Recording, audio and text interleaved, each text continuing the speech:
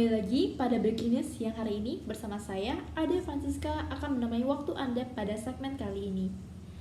Plastik menjadikan suatu isu global. Plastik dapat kita temukan di mana-mana. Mulai dari produk yang Anda gunakan, pembungkus makanan Anda konsumsi, hingga pembungkus produk yang Anda beli. Namun, apa yang menjadikan sebuah plastik ini menjadikan suatu isu global, bahkan menjadi suatu masalah bagi keberlanjutan bumi kita? Tentunya, seperti kita ketahui bahwa plastik sulit terurai, membutuhkan waktu 400 tahun lamanya agar dapat terurai. Tak diherankan bahwa 1,3 miliar ton plastik akan ditemukan pada tahun 2040 mendatang pada lautan dan juga daratan kita. Untuk mengulas lebih lanjut mengenai isu plastik ini, kita akan berbincang dengan seseorang narasumber yang merupakan seorang ahli kelautan yang bernama Ibu Lioni. Oke, halo Ibu Lioni. Halo. Baik, seperti kita ketahui bahwa plastik menjadikan suatu isu global, tentunya juga berdampak pada kelautan kita. Namun, bisakah Anda menjelaskan lebih lanjut apa dampaknya sebuah plastik ini bagi ekosistem laut dan juga dampaknya bagi manusia? Baik, terima kasih atas kesempatannya. Kita tahu bahwa setiap tahun sampah plastik berada di lautan, entah itu tertiup oleh angin atau terbawa arus dari sungai. Dan beberapa peneliti memperkirakan bahwa plastik akan jauh lebih banyak daripada ikan di lautan pada tahun 2050. Bagaimana sampah plastik ini mempengaruhi kehidupan di laut?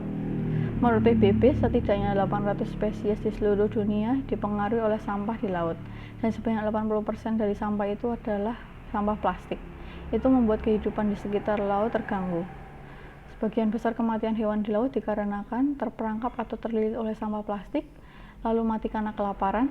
Kelaparan ini disebabkan oleh karena hewan-hewan yang memakan atau menelan sampah plastik itu, sehingga mungkin pencernaannya terganggu, sehingga membuat mereka itu tidak nafsu untuk makan, sehingga menyebabkan itu kelaparan.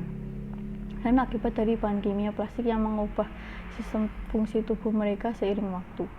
Bahan kimia plastik ini berasal dari kandungan plastik itu sendiri yang terpecah menjadi partikel-partikel kecil yang sering disebut mikroplastik yang dapat merusak kehidupan di laut. Maka dari itu, sampah plastik ini telah menjadi masalah di seluruh dunia. Dengan jumlah plastik yang terus meningkat, juga menimbulkan risiko yang besar bagi kesehatan ekosistem baik di darat maupun di lautan. Ini juga merupakan ancaman bagi kesehatan manusia. Karena apa? Karena mikroplastik ini mungkin telah meresap dalam makanan kita, air kita, dan bahkan garam di rumah kita. Lalu apa hubungannya sampah plastik ini dengan tujuan pembangunan berkelanjutan? Tujuan pembangunan berkelanjutan atau yang biasa kita sebut SDGs ini terbentuk oleh PBB yang menawarkan kerangka kerja untuk pembangunan global di masa depan yang lebih baik untuk manusia dan bumi ini. Meskipun sampah plastik tidak menjadi tema utama dari tujuan pembangunan berkelanjutan ini, tapi keinginan untuk mengurangi sampah plastik ini terlihat jelas. Saya menyorot hubungan sampah plastik dengan beberapa tujuan pembangunan berkelanjutan, seperti SDGs ketiga, yaitu kesehatan dan kesejahteraan yang baik, SDGs ke-6, air bersih dan sanitasi layak, SDG yang ke-11, kota dan komunitas yang berkelanjutan, yang ke-12, konsumsi dan produksi yang bertanggung jawab, yang ke-13, aksi iklim, maksudnya penanganan perubahan iklim, dan yang ke-14, kehidupan ekosistem di bawah laut, dan yang terakhir ke-15, ekosistem di darat. Oke, bahasanya sangat menarik dari Bu Lioni. Sekarang kita akan beralih ke narasumber selanjutnya yang merupakan seorang aktivis lingkungan, yaitu Mbak Monik. Di sini Mbak Monik akan menjelaskan mengenai dampak plastik terhadap perubahan iklim yang ada di bumi kita. Halo. Baik, terima kasih untuk waktunya. Ya, oke, saya akan langsung saja. Baik. Kantong plastik adalah salah satu penyebab utama perubahan iklim. Karena sejak proses produksi hingga tahap pembuangan dan pengelolaan, sampah plastik mengemisikan banyak gas rumah kaca ke atmosfer. Plastik terbuat dari minyak bumi dengan proses mengubah komponen minyak bumi menjadi molekul kecil yang disebut monomer. Kegiatan memproduksi plastik membutuhkan sekitar 12 juta barel bahan baku minyak. Untuk mengubah minyak bumi menjadi monomer, digunakan cara pembakaran.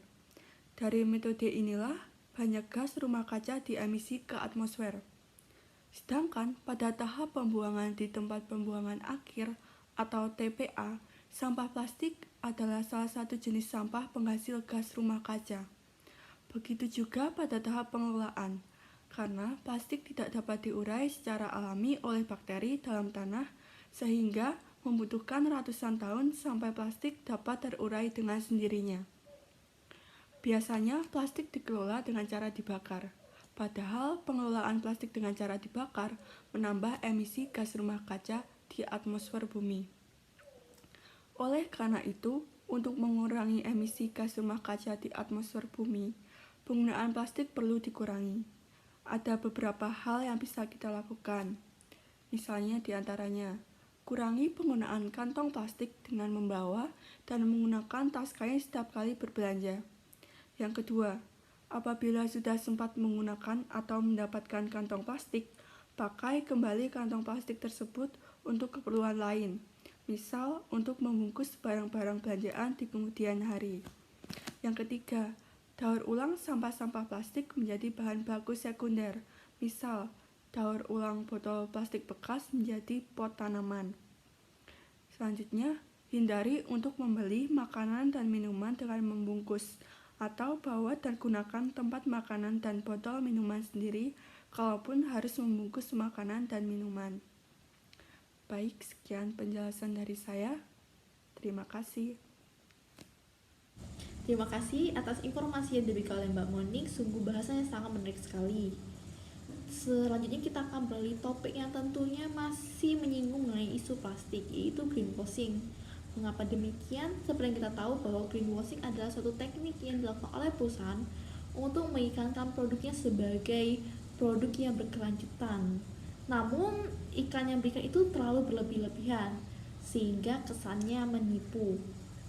Memang benar, tidak semua produk menggunakan teknik greenwashing ini, tetapi beberapa produk dan beberapa perusahaan menggunakan greenwashing ini untuk menarik konsumen agar beralih ke produk mereka, sehingga citra mereka sebagai perusahaan yang peduli tentang lingkungan dan sustainable itu mulai dikenal oleh masyarakat. Nah, mengapa plastik sangkut pautkan dengan greenwashing? Karena beberapa perusahaan atau kebanyakan perusahaan menggunakan plastik untuk melabelkan produk mereka yang dikatakan sustainable atau green tersebut. Jadi dapat dibilang bahwa produk tersebut tidak sepenuhnya sustainable karena masih menyisakan sampah plastik terhadap lingkungan. Di sini kita akan berbincang dengan salah satu narasumber kita, yaitu Pak Carlo yang merupakan Head of Business Sustainable of Unilever Indonesia. Ya, di mana seperti kita tahu Unilever adalah salah satu perusahaan yang memproduksi produk yang menyisakan sampah-sampah plastik yang cukup banyak di Indonesia. Oke, halo Pak Carlo. Di sini kami sangat tertarik untuk mengetahui bagaimana upaya Unilever dalam usaha keberlanjutannya bagi bumi kita ini. Baik, terima kasih atas kesempatan yang diberikan kepada saya. Di sini upaya dari Unilever untuk mengatasi sampah plastik yang ada sekarang di dunia ini, kami telah melakukan berbagai upaya dan gerakan untuk mengurangi sampah plastik yang ada saat ini. Di sini saya sendiri akan memberikan contoh bagaimana upaya kami untuk mengurangi dan mengatasi sampah plastik yang ada di Indonesia. Di sini Unilever sendiri kami menerapkan komitmen jangka panjang melalui langkah-langkah nyata dan terukur untuk ikut mengatasi permasalahan sampah plastik di Indonesia, terutama berkaitan dengan sampah plastik sekali pakai yang digunakan industri FMCG. Upaya-upaya tersebut kami lakukan mulai dari hulu, tengah, sampai hilir dari rantai bisnis kami. Upaya ini merupakan realisasi dari strategi Unilever secara global, yaitu USLP atau Unilever Sustainable Living and Plan, untuk terus menumbuhkan bisnis seraya mengurangi dampak lingkungan yang dihasilkan dalam operasi bisnis kami, serta meningkatkan manfaat hubungan sosial bagi masyarakat. Baik, di sini ada 3 upaya yang kami lakukan. Yang pertama itu hulu. Di sini pada bagian hulu ini kami merancang produk dan kemasan, dan kami memiliki komitmen besar secara global untuk lebih bijak dalam hal penggunaan plastik. Kemudian di bagian upaya yang kedua yaitu tengah. Di rantai ini, di bagian tengah, produk kami dimanfaatkan oleh konsumen. Kami juga melakukan upaya untuk mengurangi dampak sampah kemasan plastik setelah penggunaan produk. Antara lain yaitu kami melakukan edukasi mengenai bijak menggunakan plastik melalui program-program yang kami lakukan di 12.000 sekolah di Indonesia. Kemudian kami juga melakukan edukasi pemilahan sampah di level rumah tangga sejak 2001 melalui program Green and Clean, dan itu dimulai di Surabaya pada tahun 2001 dan direplikasi ke 37 kota atau kabupaten di seluruh Indonesia pada tahun 2018. Kemudian yang ketiga di sini ada hilir. Di rantai paling ujung atau hilir ini atau downstream, yaitu rantai saat kemasan produk kami dibuang atau kami telah melakukan investasi besar dalam mengatasi masalah sampah plastik. Kemudian di sini dalam penggunaan pada produk, kami menerapkan kerangka kerja less plastik atau mengurangi sampah plastik dalam upaya meminimalisir penggunaan plastik, dan beberapa produk kami menerapkan less plastik ini pada beberapa produk kami. Yang pertama di sini ada Rinso. Dalam upaya kami mengurangi sampah plastik pada kemasan Rinso, kami mengoptimalkan kemasan saset Rinso dengan hasil penurunan sebanyak 120 ton jumlah plastik pada tahun 2018. Kemudian yang kedua ada produk kami yaitu Sunsilk. Di sini kami mengubah bentuk botol dan tutupnya sehingga mengurangi berat yang pada akhirnya dapat mengurangi penggunaan plastik sebanyak 582 ton pada tahun 2016. Kemudian yang ketiga di sini Lux. Kami mengubah botol dan tutupnya sehingga penggunaan plastik 55% lebih sedikit dari desain kemasan sebelumnya, yaitu pada tahun 2013. Kemudian ada Clear Shampoo. Kami juga mengubah bentuk dari botol dan tutupnya serta menggunakan plastik yang lebih ringan dibandingkan desain sebelumnya. Kemudian Rexona atau DAF. Di sini kami mengoptimalkan berat salah satu komponennya sehingga mengurangi plastik sebanyak 85 ton per tahun pada tahun 2018. Kemudian kami mengubah bentuk di sini ada Pond's Moisturizer. Kami mengubah bentuk kemasannya sehingga bisa menurunkan penggunaan plastik sebanyak 36 ton pada tahun 2016. Kemudian Molto Sunlight Super Pearl. Di sini kami merubah ketebalan kemasan saset dan kemasan 450 ml sampai 900 ml sehingga bisa menurunkan pemakaian plastik sebanyak 355 ton per tahun pada tahun 2018. Kemudian yang terakhir di sini ada Wipol dan Molto Sachet. Di sini kami menghilangkan kantong lanjutan pada kemasan saset sehingga bisa mengurangi 34 sampai 34,1 ton plastik per tahun. Kemudian di sini dalam untuk melakukan upaya meminimalisir sampah plastik, kami di sini juga bekerja sama dengan pemerintah dan beberapa industri untuk mendorong penerapan konsep ekonomi sirkular untuk kemasan plastik. Salah satunya melalui program Packaging dan Recycling Association for Indonesia Sustainable Environment atau PRACE. Sekian dari saya, terima kasih. Terima kasih Pak Carlos, sungguh informasi yang sangat menarik bagi kita semua. Mari semuanya kita peduli dengan lingkungan kita dengan mengurangi penggunaan plastik, yaitu penggunaan sedotan plastik demi dunia lebih baik lagi.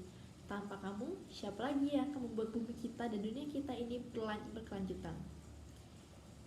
Sekian, dan jangan lupa untuk terus saksikan news kita setiap hari Rabu pukul 10 pagi.